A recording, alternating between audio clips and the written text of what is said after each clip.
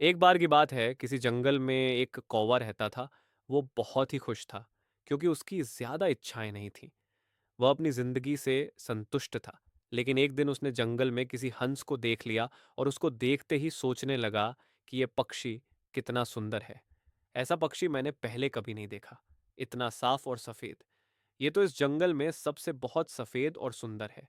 इसलिए यह तो बहुत खुश रहता होगा। कौवा हंस के पास गया और पूछा, भाई तुम बहुत सुंदर हो, इसलिए तुम बहुत खुश रहते हो?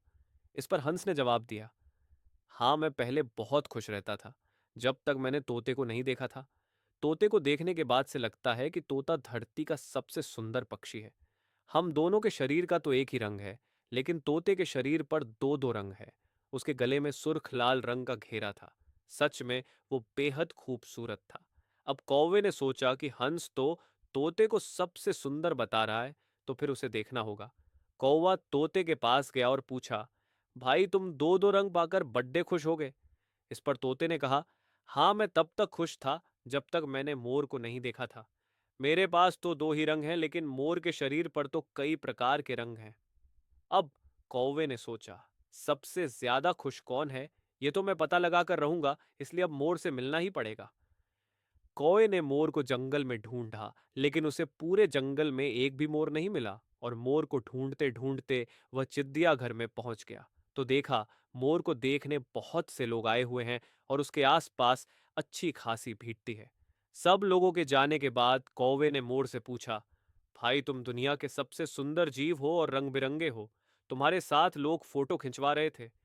तुम्हें तो बहुत अच्छा लगता होगा, और तुम तो दुनिया के सबसे खुश जीव होगे। इस पर मोर ने दुखी होते हुए कहा, भाई अगर सुंदर हूं तो भी क्या फर्क पड़ देता है। मुझे लोग इस चिड़ियाघर में कैद करके रखते हैं, लेकिन तुम्हें तो कोई चिड़ियाघर में कैद करके नहीं रखता, और तुम जहां चाहो अपनी मर्जी से घूम फिर सकते हो।